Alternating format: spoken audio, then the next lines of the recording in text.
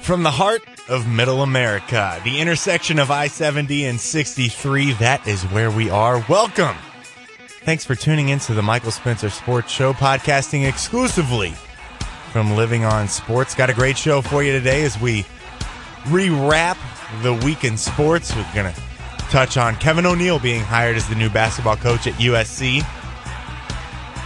Ex-Memphis guard says that the wins are theirs and they shouldn't be taken away despite possible alleged violations of the NCAA. Kobe Bryant saying that he's going to stay with the Los Angeles Lakers. The despicable actions that Dante Stallworth got off. I don't even know what to say about that. It's really, really heartbreaking, the whole Stallworth thing. Of course, Stallworth admitted to manslaughter, DUI, and he is now being suspended indefinitely by the NFL. And it'll be interesting to see what happens with Roger Goodell, who has been certainly tough on athletes in his league getting in trouble. But, this is just ridiculous. Stallworth basically getting off for driving drunk and killing a pedestrian in Miami earlier this summer. He's been suspended indefinitely by the league, but we'll see what goes on there. Kerry Wood doing his old club a favor and blowing yet another lead against the Cubs. And a funny but not so funny story out of Iowa City, Iowa, in which Iowa tackle Kyle Calaworth has been suspended for driving. He's been charged with OWI. He failed a sobriety test after being pulled over on a moped. Classic. But first, let's touch on the big events of the week. The Los Angeles Lakers winning the NBA championship. And let me tell you, it couldn't happen to a group of less deserving human beings. Is there anybody outside of LA or the surrounding counties that likes the Lakers? I've yet to find one.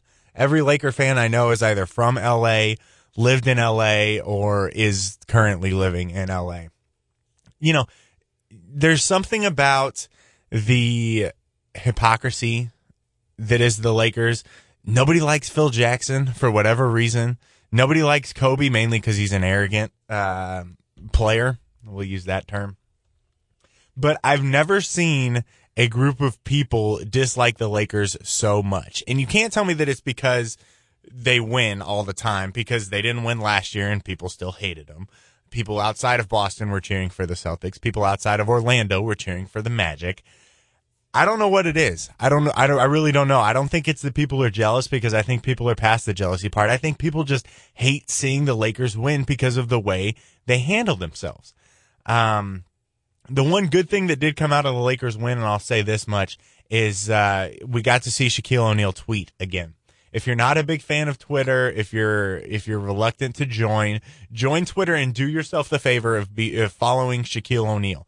It's I think it's like The Real Shaq on Twitter, and his tweets are the only reason I'm on Twitter. Personally, I hate Twitter, but if I could follow Shaquille O'Neal on Twitter every day of my life, I would. His tweet right after the game said, not only did he congratulate Adam Morrison and DJ Mbanga for their roles in the NBA championship, and in case you don't know, they didn't have any role in the Lakers winning the NBA championship, but he also poked a little fun at himself, which the big guy is known to do from time to time, and wanted everyone to join in singing his new favorite song, "Hey Shaq, Tell Me How My Ass Tastes," a reference to when Shaq got off in a nightclub earlier last year and told Kobe to tell him how his ass tastes. So now we beg the question, who's better, Shaq or Kobe? They've each got 4 rings.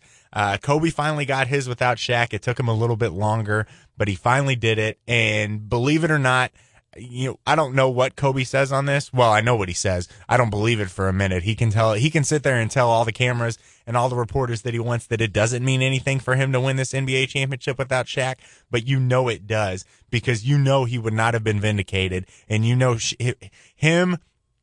for him to retire with Shaq always having that fourth NBA championship and Kobe never getting one would have just eat at Kobe forever. He might have retired and come back more times than MJ did, because it would have eaten him that much. He's that much of a competitor, and he is that much of an egotistical maniac that he could not live with Shaquille O'Neal having more championships than him. Say what you want, whether or not they're friends off and on the court. I'm tired of that whole debate. I'm more sick of that debate than I am the Brett Favre debate. But Kobe would not have rested easily had that not happened, had he not got his fourth ring, had he not now been able to say to Shaq, yeah, I have as many rings as you do. It'll be interesting to see what